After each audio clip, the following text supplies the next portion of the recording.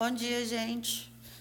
Por razões de força maior não estou hoje presente, mas eu não achei justo vocês ficarem sem essa parte do conteúdo por conta da minha ausência.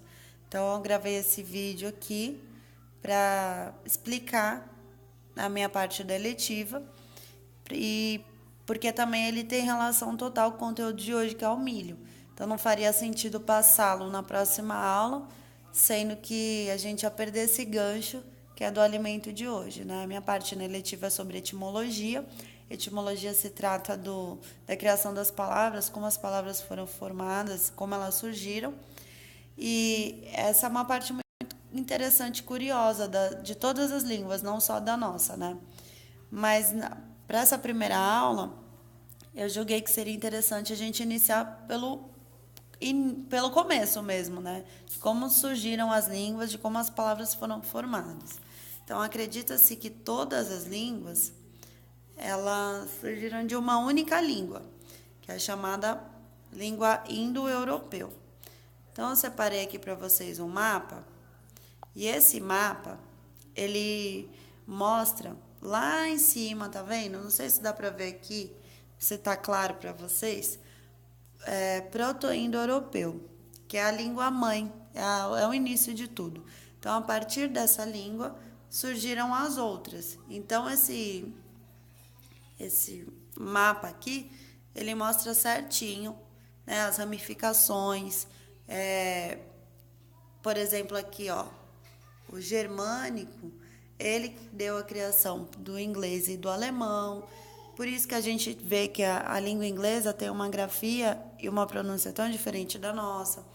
Já o latim, ele deu origem ao português e ao espanhol. Então, se a gente for perceber, que a gente tem menos dificuldade de estudar a língua espanhola do que sente dificuldade de estudar a língua inglesa, porque o espanhol e o português têm a mesma raiz depois das ramificações, né? Mas será que realmente a gente, depois de ter tantas diferenças na língua, nós tivemos realmente só uma língua mãe, que foi essa proto-indo-europeu? Como é que a gente prova isso? Lógico que existem linguistas super conceituados que fizeram estudos, que chegaram a essa conclusão, mas como nós, estudantes, podemos confirmar isso, né? Então, quando a gente estuda inglês, os alunos têm medo, dificuldade, porque é uma língua muito diferente. E, apesar dessas gente observa que tem algumas semelhanças com as outras línguas. O que se deu essa mudança, né, dessas linguagens? Conforme as migrações foram surgindo, as pessoas foram saindo dos seus locais de nascimento em busca de novas terras. E quando aconteciam essas migrações, elas tinham contato com outros povos que já habitavam o lugar, como nós, os portugueses, encontraram os índios, e essas aquisições na linguagem, elas foram se incorporando aos novos idiomas.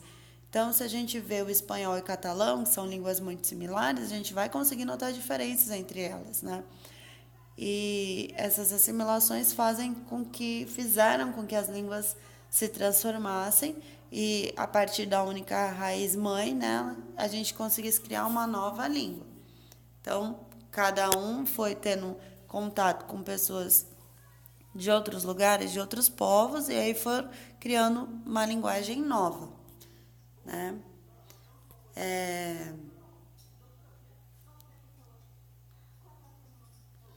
Aqui, esse slide ele mostra que existem no mundo cerca de 6.000 línguas.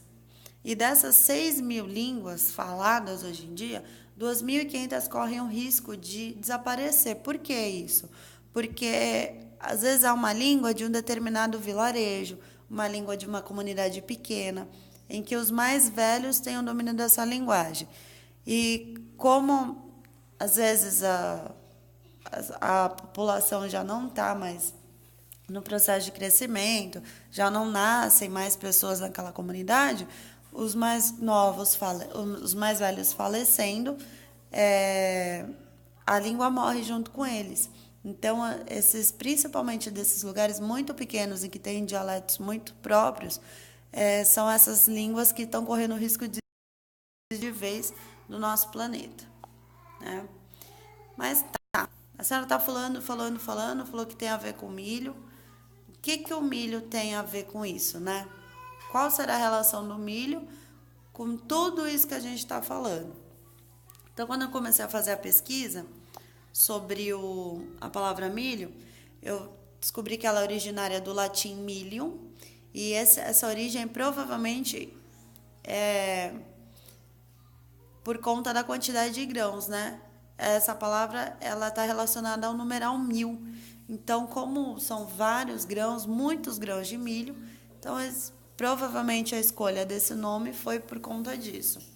E aí, pesquisando e procurando a palavra milho em outros idiomas, eu encontrei em espanhol, francês, alemão, estoniano, dinamarquês, esperanto, filipino, inglês, haitiano e italiano, ou grafias iguais ou grafias muito similares. Então a gente percebe que o alemão com o espanhol é uma língua que não tem nada a ver, mas a palavra milho, a escrita dela é muito similar, né? E aí, lembrando, não pode esquecer do corn, né, que é o milho em inglês, e o cor lembra muito corn, que é em africanês, afrikaner, né? Então, essa seria uma forma da gente provar que a raiz é a mesma. A língua mudou, alterou completamente a grafia, mas algumas palavras ainda são semelhantes, são muito iguais, né? Então, se a gente pensar dessa maneira, a gente tem uma ótima forma de provar com a palavra milho e a origem dela que os idiomas eles vieram da mesma raiz, né? Que é a mesma base que foi a língua indo-europeu. Também a gente vai conversar hoje sobre a pipoca, né? E nas minhas pesquisas eu encontrei aqui que a pipoca ela vem do tupi, pipoca. O pi é relacionado à pele, né? E o poc é relacionado a estourar e arrebentar. Então já aqui a gente já tem uma palavra indígena e que por ser indígena, ela é uma palavra brasileira, tá bom? Espero que eu tenha sido clara. Espero que vocês consigam ver esse vídeo também. Um beijo e até semana que vem. Tchau!